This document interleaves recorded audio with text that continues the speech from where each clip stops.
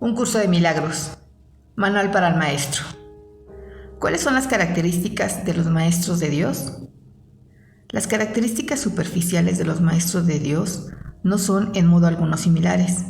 Si se les mira con los ojos del cuerpo, se observa que no hay parecido entre ellos, que vienen de ambientes totalmente distintos, que sus experiencias acerca del mundo varían enormemente y que sus personalidades externas son muy diversas.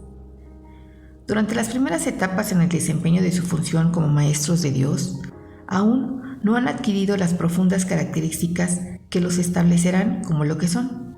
Dios concede dones especiales a sus maestros porque tienen un papel especial que desempeñar en su papel para la expiación.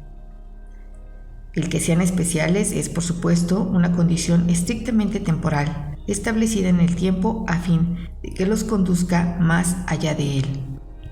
Estos dones especiales, nacidos de la relación santa hacia la que se encamina la situación de aprendizaje-enseñanza, se convierte en algo característico de todos los maestros de Dios que han progresado en su aprendizaje.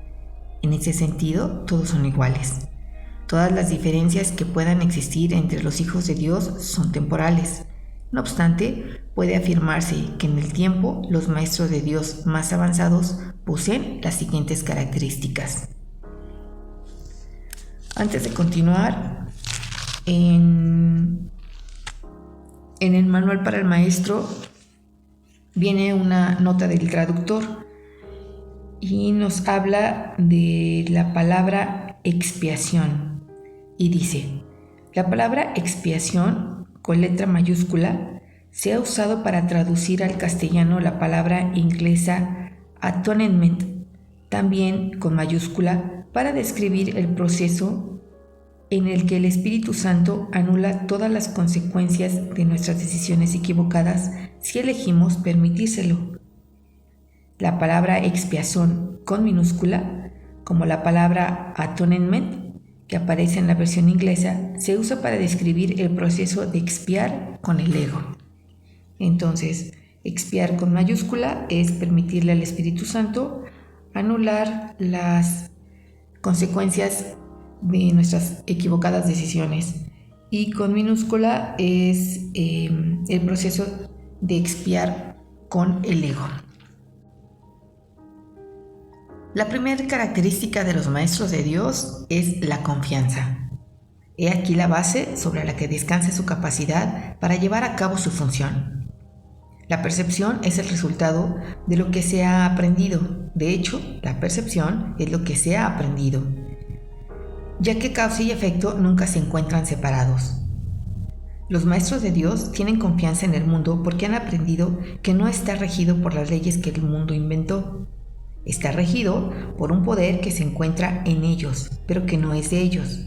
Este poder es el que mantiene todas las cosas a salvo. Mediante este poder, los maestros de Dios contemplan un mundo perdonado. Una vez que hemos experimentado ese poder, es imposible volver a confiar en nuestra insignificante fuerza propia. ¿Quién trataría de volar con las minúsculas alas de un gorrión cuando se le ha dado el formidable poder de un águila? ¿Y quién pondría su fe en las miserables ofrendas del ego cuando los dones de Dios se encuentran desplegados ante él? ¿Qué induce a los maestros de Dios a efectuar ese cambio? El desarrollo de la confianza. En primer lugar, tienen que pasar por lo que podría calificarse como un periodo de deshacimiento. Ello no tiene por qué ser doloroso, aunque normalmente lo es. Durante ese periodo parece como si no estuvieran quitando cosas y raramente se comprende en un principio que estamos simplemente reconociendo su falta de valor. ¿De qué otro modo se iba a poder percibir lo que no tiene valor, a no ser que el preceptor esté en una posición desde la que no puede sino ver las cosas de otra manera? Aún no ha llegado al punto en el que pueda efectuar el cambio interno totalmente.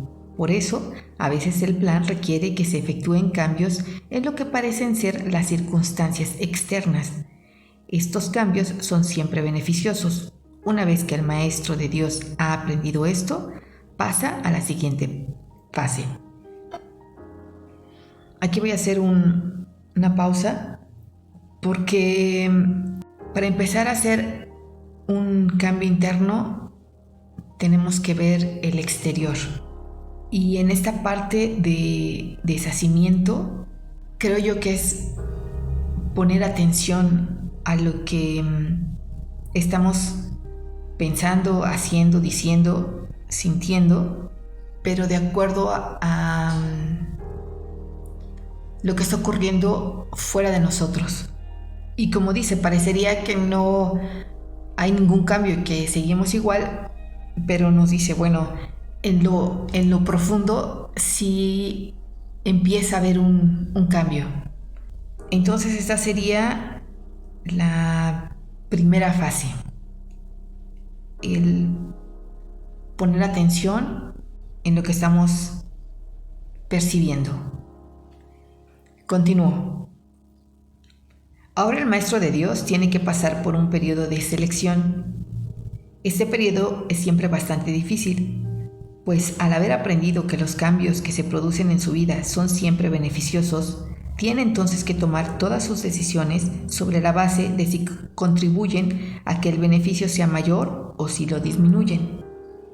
Descubrirá que muchas cosas, si no la gran mayoría de las que antes valoraba, no hacen sino obstruir su capacidad para transferir lo que ha aprendido a las nuevas situaciones que se le presentan. Puesto que ha valorado lo que en verdad no tiene ningún valor, no generalizará la selección por temor a lo que cree que pueda perder o deba sacrificar.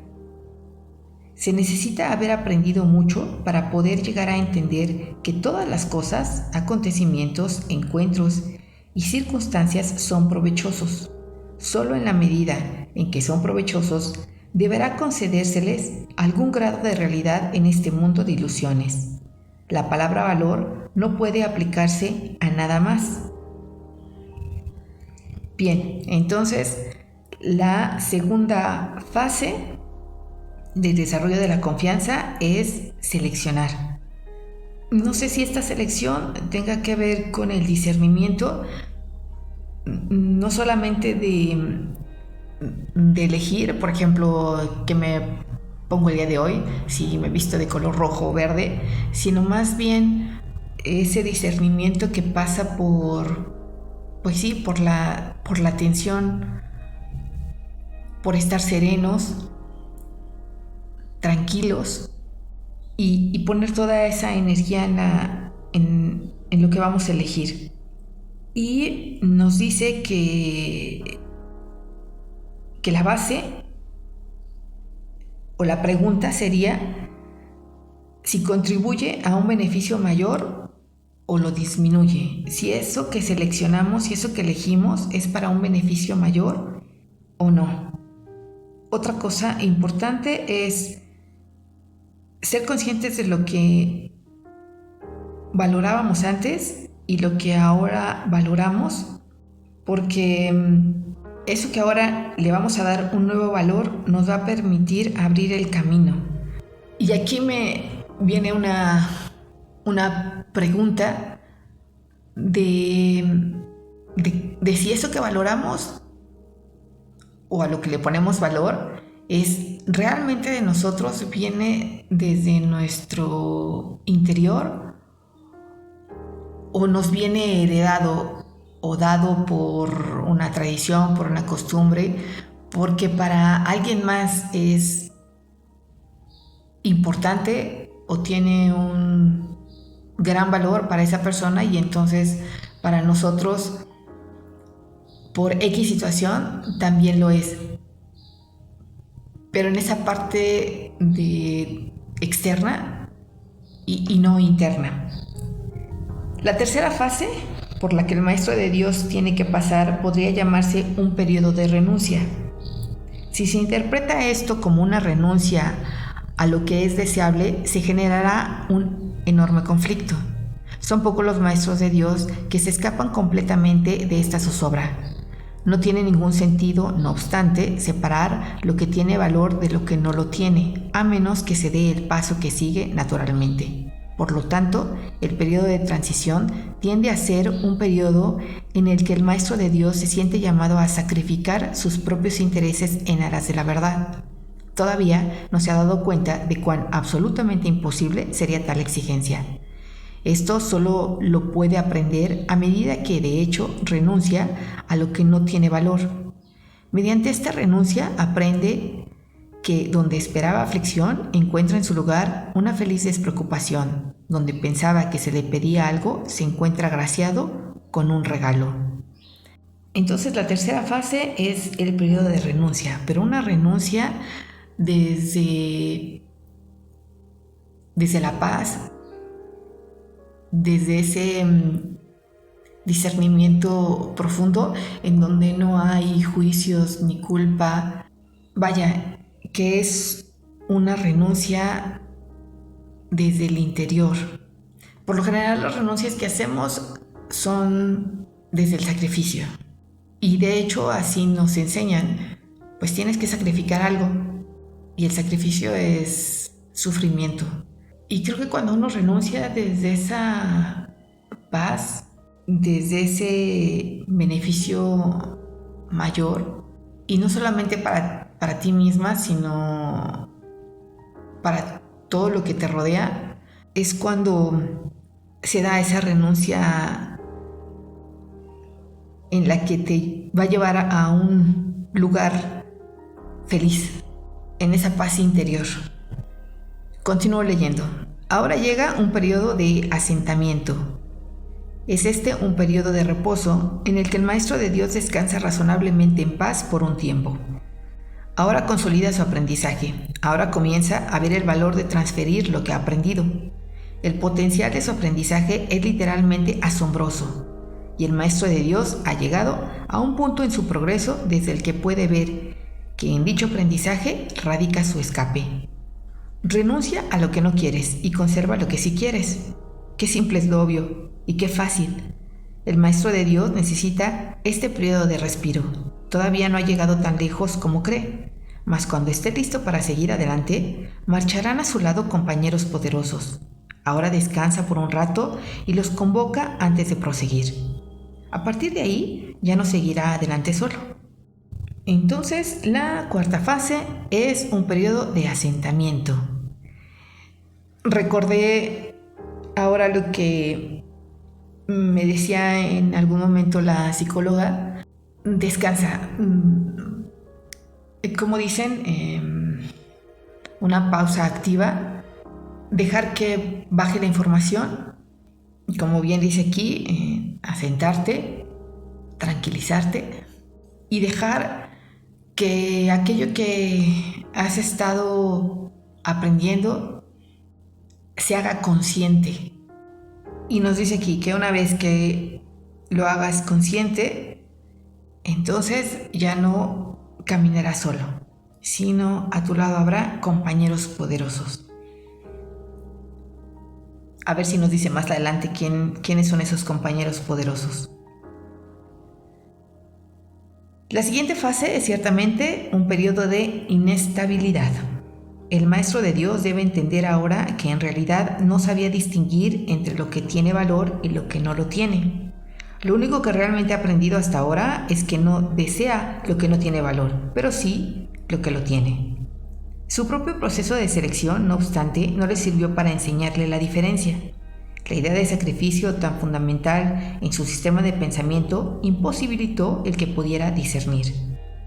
Pensó que había aprendido a estar dispuesto, pero ahora se da cuenta de que no sabe para qué sirve estar dispuesto.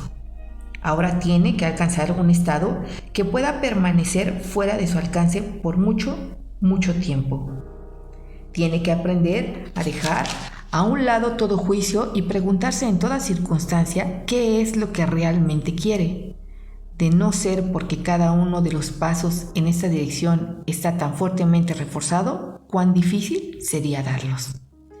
Antes de llegar a la última fase está este periodo de inestabilidad.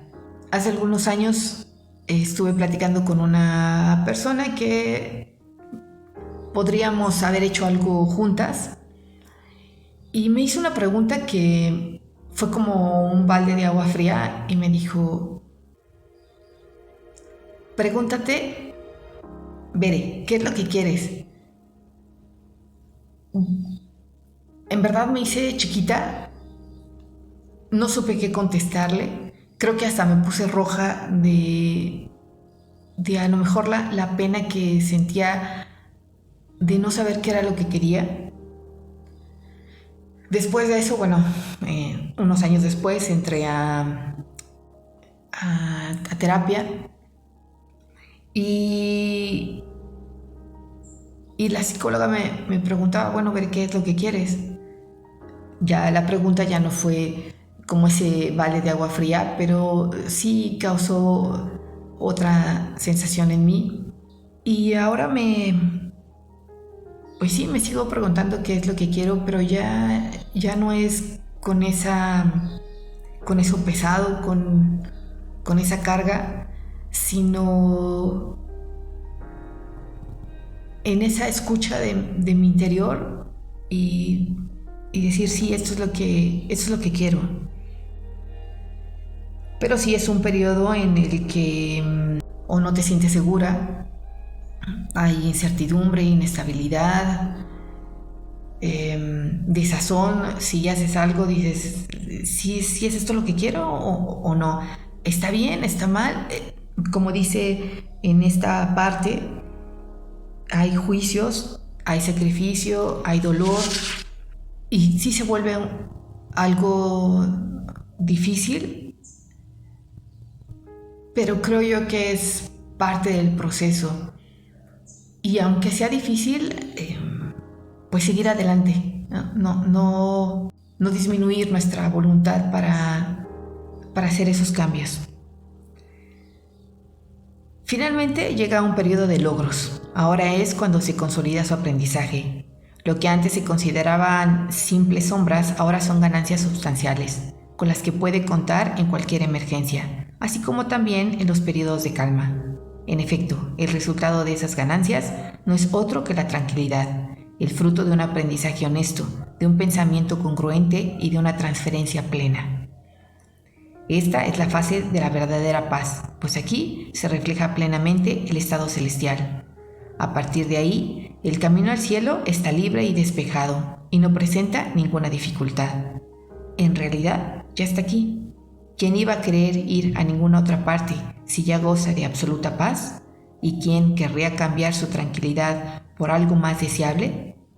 ¿Qué podría ser más deseable?